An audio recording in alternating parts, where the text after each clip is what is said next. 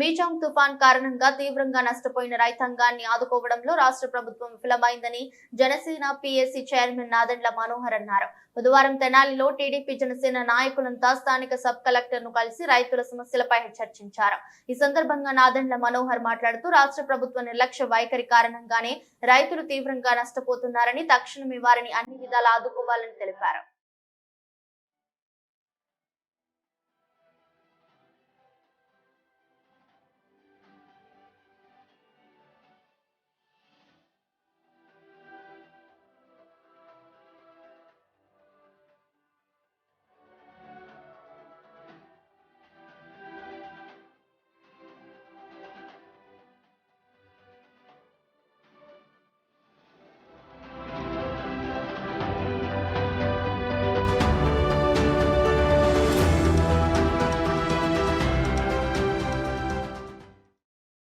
Sub collector గారిని ప్రధానంగా 2 అంశాలపైన ఆల్పాటి రాజా గారు నేను కలిసి రిప్రజెంట్ చేశాం. ముందుగా రైతుని సకాలంలో ఆదుకోపోతే ఇంత విపత్తు వచ్చినప్పుడు ప్రభుత్వం తరఫు నుంచి ఏమాత్రం కూడా రైతుకు కానీ రైతు కుటుంబానికి కానీ ఈ ప్రాంతానికి కానీ మేలు చేసినట్టు కుదరదు.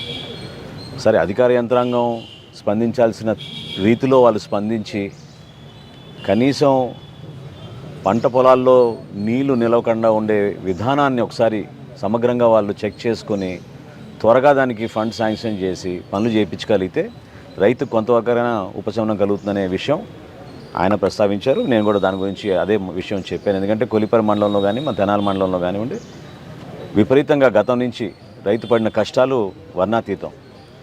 గతంలో కూడా దాదాపు 15-20 రోజులు ఆలస్యంగా నీళ్ళు అందినాయి కాబట్టి రైతుకి ఇన్ని కష్టాలు ఈ రోజున ఎదుర్కొంటున్నారు. స్థానికంగా ఉన్న సమస్యలు ఒక ఎత్తు అయితే రాష్ట్ర ప్రభుత్వం నిర్లక్ష్య వైఖరి వలన రైతుకి అపార నష్టం కలుగుతోందని చాలా స్పష్టంగా అర్థమవుతోంది. సో కలెక్టర్ గారు వచ్చి పరిశీలించారన్నారు. ఇప్పుడు సబ్ కలెక్టర్ గారిని కూడా అదే మేము విషయం చెప్పాం. 2 ప్రధానమైన ఇరిగేషన్ కెనాల్స్, డ్రైనేజ్ కెనాల్స్ రెండింటిని కూడా ఇమీడియట్గా పరిశీలించి ఎన్ఆర్ఈజీఎస్ ద్వారా లేకపోతే వాళ్ళకున్న వెసులుబాటులో ఆ నిధులు కేటాయించి తక్షణమే వాళ్ళకి సహాయం అందించే విధంగా స్పందించమని రాజా గారు కూడా చెప్పారు. ఆ విషయాన్ని ఆమె కూడా పాజిటివ్గా తీసుకున్నారు. రాబోయే 2 రోజుల్లో ప్రతి రైతుకి వాళ్ళ పంట నష్టపోయింది, పొలాల్లో కనీసం నీరు నిలవకుండా తీసుకోవాల్సిన చర్యలు ఇమీడియట్గా తీసుకుంటే కొంతవరకైనా వెసులుబాటు కలుగుతున్న నమ్మకంతో రైతుల పక్షాన మేము రిప్రజెంట్ చేయడం జరిగింది. అదేవిధంగా ఓటర్ లిస్ట్ విషయం గురించి మాట్లాడాం. తప్పకుండా ఆ విషయాలన్నీ కూడా సమగ్రంగా విచారించి ఎక్కడ పొరపాటు లేకుండా ఇది ఒక భరోసా ఇవ్వడానికి కోసమే చేస్తున్న ప్రక్రియ. తప్పకుండా ఒక పొలిటికల్ పార్టీగా మీ ఇద్దరం కూడా నిలబడేది. చాలామంది సీనియర్ సిటిజన్స్ కూడా 2-3 రోజుల క్రితం నా దగ్గరికి వచ్చి విన్నవించుకున్నారు. వాళ్ళు కొన్ని అనుమానాలు వ్యక్తపరిచారు ఎలక్టరల్ రోల్ గురించి.